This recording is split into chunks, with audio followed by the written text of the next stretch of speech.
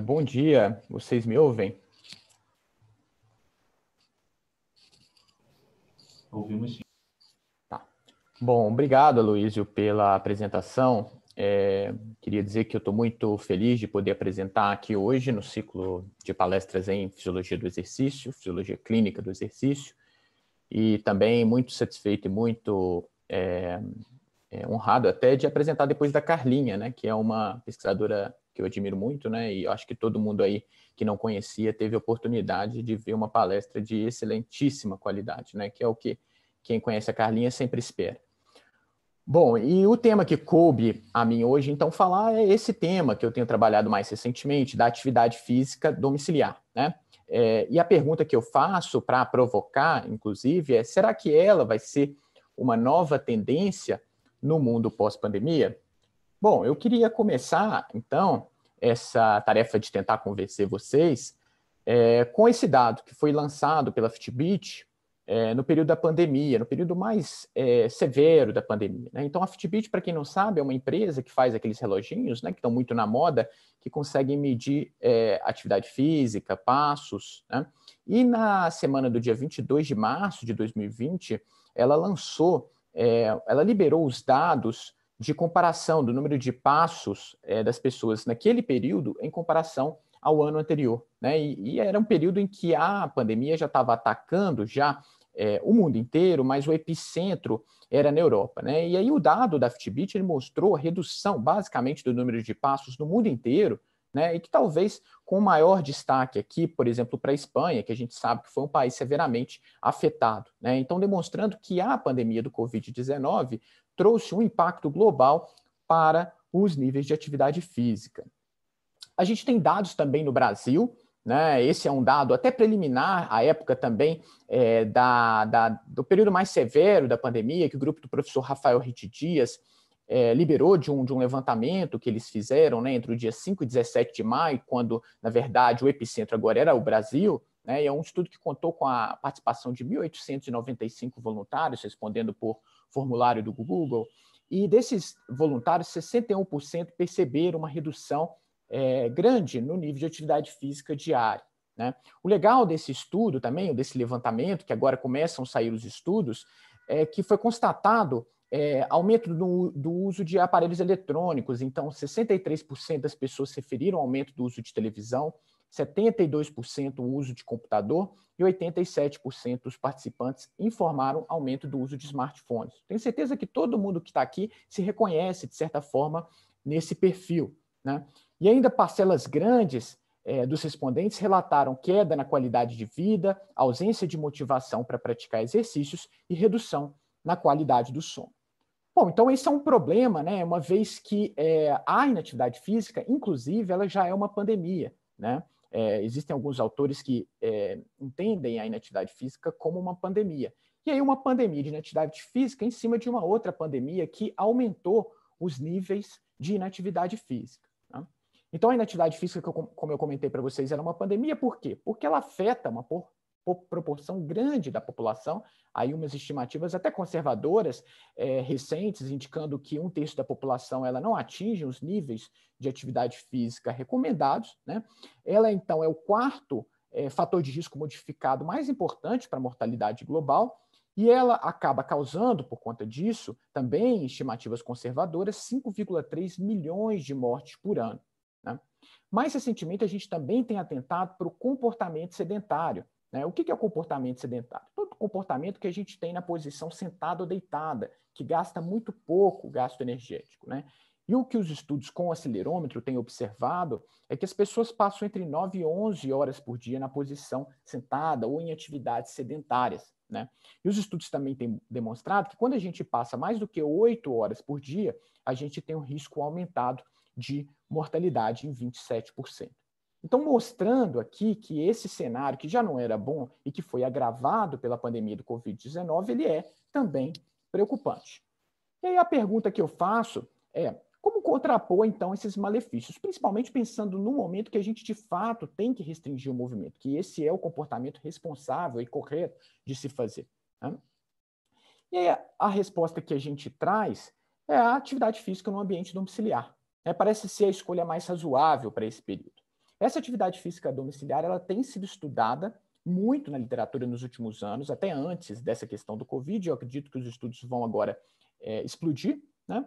E ela tem uma série de vantagens e desvantagens, como, por exemplo, como vantagens, o menor custo, a não necessidade de equipamentos ou de transporte, que é uma preocupação importante das cidades grandes, maior privacidade, é mais fácil de encaixar na rotina e tempo efetivo, né? Mas ela também tem algumas desvantagens, como, por exemplo, um menor suporte social. A gente sabe que a atividade física ela é um comportamento social, uma menor responsabilização por parte do praticante, que pode simplesmente não fazer e ninguém está ali, de repente, para auxiliá-lo, para cobrá-lo. Um menor monitoramento por parte de um profissional, embora hoje as tecnologias tenham cada vez mais permitido, né, esse monitoramento. E, de repente, uma menor segurança para grupos de risco, embora isso também tenha sido investigado na literatura, e eu vou apresentar alguns dados aqui para vocês.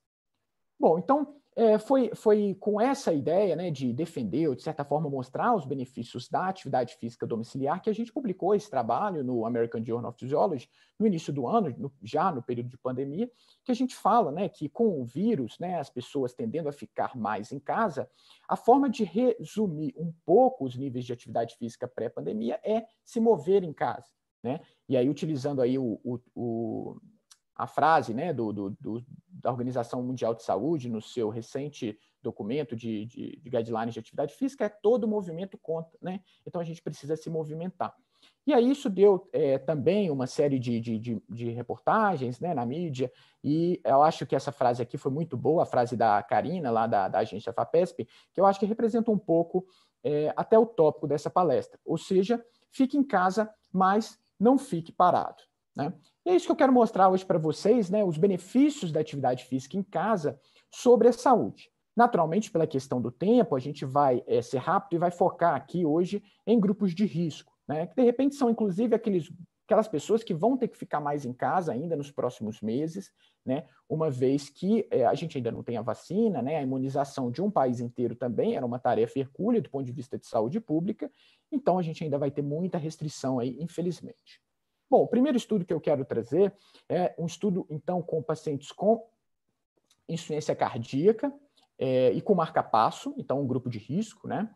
Um estudo com 77 participantes que fizeram atividade física em casa durante 8 semanas, com sessões de 15 a 45 minutos, 5 vezes na semana, em intensidade moderada. Então, esse é um estudo bem legal, foi feito um programa de treinamento naquela máquina de elíptico, né, como está mostrando aqui na foto, e os participantes eles ficavam constantemente monitorados com um holter.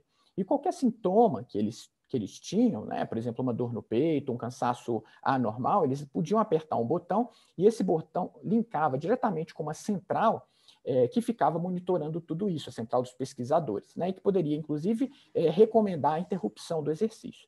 Esses pacientes também tinham a sua pressão arterial monitorada constantemente e o seu peso, né, e tudo isso linkado com essa central.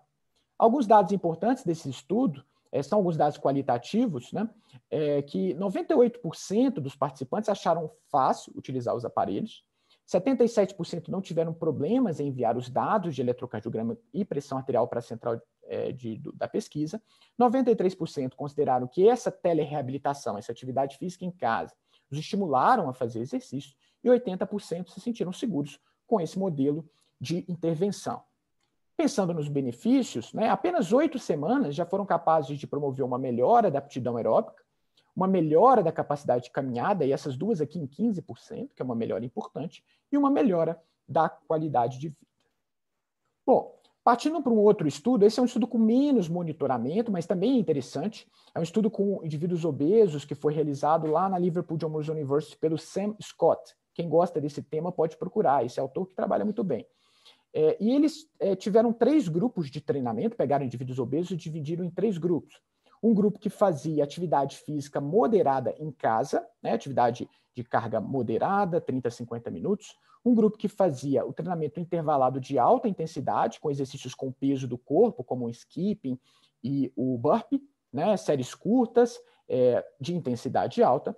E um outro grupo que fazia essa mesma sessão de HIIT, né, de treinamento intervalado de alta intensidade, mas que ia para o laboratório. Então, esse é o grupo que fez atividade física presencial. né? Isso foi realizado durante 3 vezes por semana, durante 8 semanas.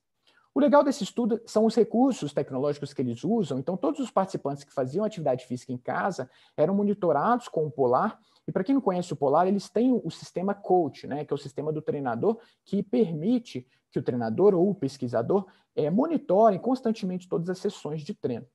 E os participantes também tinham uma cartilha de exercício que ensinava como utilizar o cardiofrequencímetro, ensinava também o que eles deviam fazer nas sessões de exercício. Bom, como resultados e benefícios, né, esse estudo observou que os 3 grupos tiveram uma melhora da função endotelial, aqui avaliada pela técnica, né, da vasodilatação mediada pelo fluxo, ou seja, uma maior capacidade vasodilatadora após o período de treinamento. Também observaram uma melhora na capilarização da musculatura esquelética, que demonstrado por uma microscopia de imunofluorescência, né, então demonstrando também o benefício microcirculatório.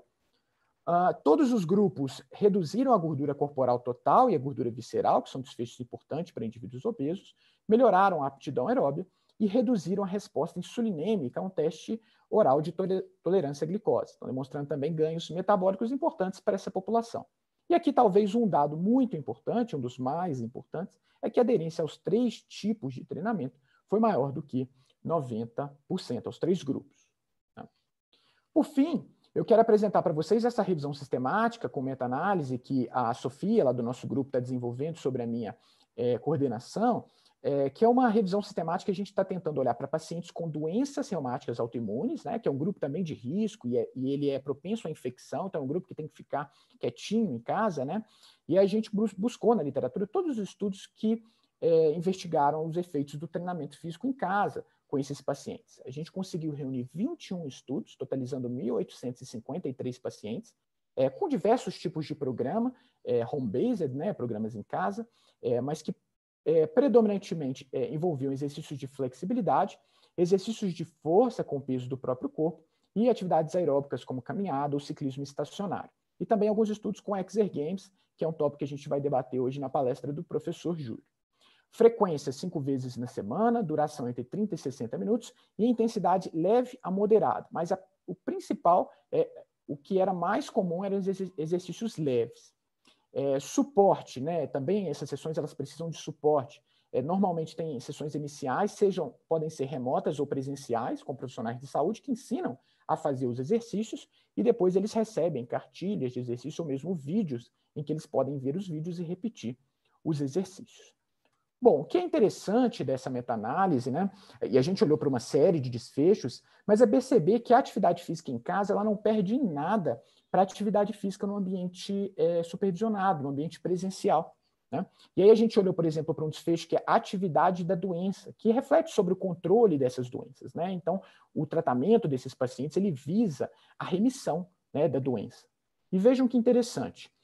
Tanto a atividade física em casa quanto a atividade física no ambiente hospitalar foram equivalentes para esse controle da doença. Ou seja, ambas reduzem essa atividade da doença, né, demonstrando aí benefícios semelhantes. E mais importante, quando a gente compara a atividade física em casa contra a inatividade física, ou seja, contra o grupo controle que não faz atividade física, a atividade física em casa foi efetiva em diminuir a atividade da doença, demonstrando, então, a eficácia, a efetividade desse tipo de treinamento para essa população. Também observamos que a atividade física em casa melhora a qualidade de vida, né, com alguns estudos que avaliaram esse desfecho. E aí o resultado, acho que é mais importante também da revisão, né, que é uma revisão com 1.800 casos de pacientes, nenhum efeito adverso relacionado a intervenções, demonstrando, então, que é uma intervenção provavelmente segura. Bom, e aí a próxima pergunta e é uma pergunta difícil, de $1 milhão. Como se manter ativo em casa? Como é que fazer isso? Né? Então, eu tenho certeza que todos vocês aqui estão carecas de saber, né, que existe uma infinidade de recursos para estimular a prática de atividade física em casa. A gente tem vídeos no YouTube, a gente tem os exergames, a gente tem aplicativos de celular que estão ficando cada vez mais personalizados. A gente tem material impresso, enfim, uma série de recursos para as pessoas aderirem à atividade física, para ficarem ativas. Mas a verdade toda, né, e a gente sabe, a gente inclusive mostrou dados disso, é que não é fácil ser ativo. A atividade física é um comportamento complexo, né? E é determinado por uma série de fatores. Então, não vai ser, muitas vezes, um aplicativo que vai fazer a pessoa virar ativo, né? E aí eu trago uma reflexão aqui para vocês, que é importante para a gente, né, da área, profissionais de saúde, é que, de repente, a orientação para um profissional de saúde pode favorecer o sucesso de um programa de atividade física domiciliar, né? Mas isso precisa ser estruturado, né? Uma atividade física prescrita, estruturada, bem organizada, bem orientada e monitorada, de repente vai garantir uma maior adesão à atividade física domiciliar. E aqui eu trago alguns componentes de um programa de atividade física domiciliar. Naturalmente que eu não vou ficar falando de todos eles, né?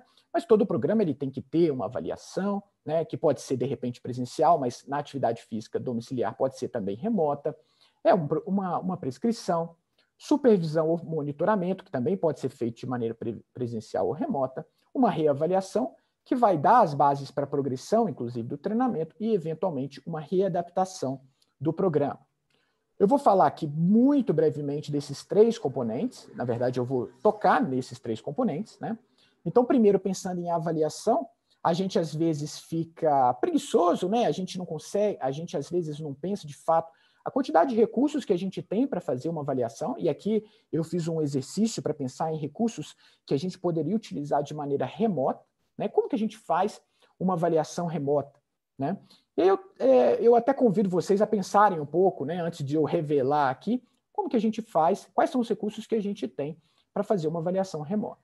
Bom, na verdade, a gente tem vários recursos, não tem desculpa, né? A gente pode fazer uma avaliação completa, compreensiva, passando por todos os componentes de atividade física, todos os componentes de aptidão física relacionada à saúde, né? Então, entrevistas e triagens de risco podem ser feitas por vídeo ou por formulário, série de equipamentos para avaliar a composição corporal, parâmetros clínicos, né, aparelhos de pressão que são validados, glicosímetro, medida de aparelho que mede frequência cardíaca, monitor de frequência cardíaca, testes de flexibilidade que podem ser feitos ou adaptados ao ambiente domiciliar, testes funcionais, como, por exemplo, o teste de sentar e levantar, teste de apoio no solo. A aptidão aeróbica ela pode ser avaliada por uma caminhada de 6 minutos para quem tem um corredor mais longo ou para quem tem um espaço no condomínio, mas para quem não tem pode também ser feito por um teste de caminhada estacionária de 2 minutos, que é bem validado também.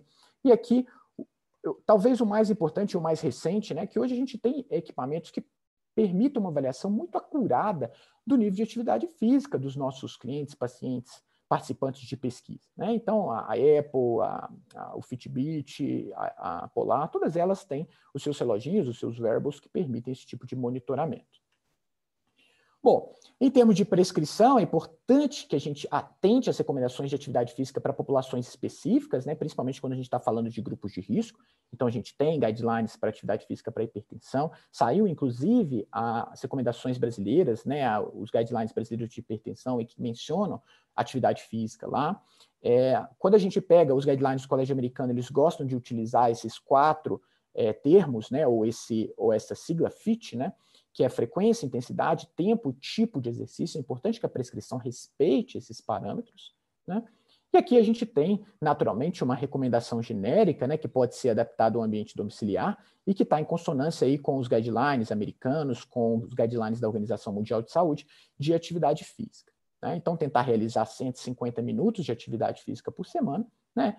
Prioritariamente ou predominantemente exercícios aeróbicos, aqui algumas opções que podem ser feitas em casa, como dançar, caminhada pela casa ou caminhada estacionária, para quem tem uma bicicleta estacionária, exercícios de fortalecimento com o peso do corpo, alongamentos, e aqui também um tópico que tem sido cada vez mais levantado, que é a redução do tempo sedentário, que pode ser simplesmente a mensagem: sente-se menos e mova-se mais. Então, evitar períodos de comportamento sentado, sedentário prolongado, e substituir por atividade física leve. Em termos de supervisão e monitoramento, a gente tem as plataformas de comunicação por vídeo, né, Zoom, Google Meets, que devem ser utilizadas, e em termos de monitoramento, os wearables, né, que eu comentei antes, e que permitem hoje cada vez mais um contato, sessão a sessão, do treinador com o seu aluno. Bom, então, sumarizando a palestra de hoje, a gente viu que a inatividade física e o comportamento sedentário aumentaram significativamente durante o período de quarentena, que a atividade física domiciliar, então, pode ser uma estratégia interessante para contrapor essas consequências, visto que possui algumas vantagens, é efetivo, promove benefícios para a saúde, e visto que é segura. Como se manter ativo em casa? Existe uma série de recursos, mas, de repente, o suporte profissional ele pode ser a cereja do bolo aí que vai fazer as pessoas aderirem à atividade física em casa. É importante, portanto, um programa que seja bem estruturado e que também abrace o uso das novas tecnologias. E aí, para terminar a palestra, eu volto à pergunta, né, para não deixar vocês sem respostas. Então, a atividade física domiciliar, ela é ou não é uma nova tendência no mundo pós-pandemia? Ou será ou não será, visto que a gente ainda não está no período pós-pandemia, a gente está dentro da pandemia, né? A gente não tem dados conclusivos sobre isso, mas eu queria trazer esse dado aqui, que foi um levantamento feito com 190 mil participantes da Inglaterra, no período mais grave da pandemia por lá, e eles compararam, né, os níveis de atividade física daquele período com o mesmo período do ano anterior.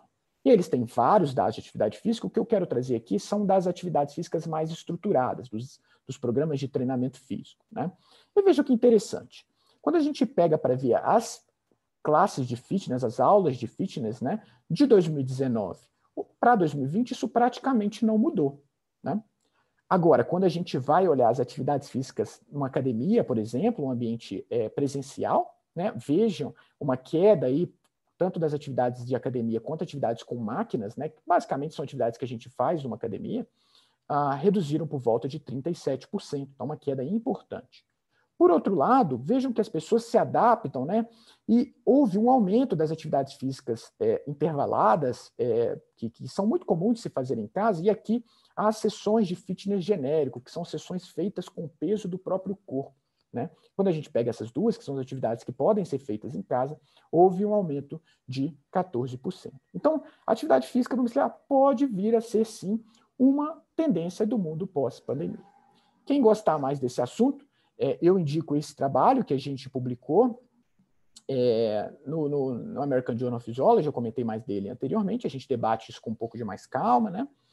Os efeitos da pandemia nos níveis de atividade física, no risco cardiovascular e como a atividade física no ambiente domiciliar pode ser uma resposta para isso.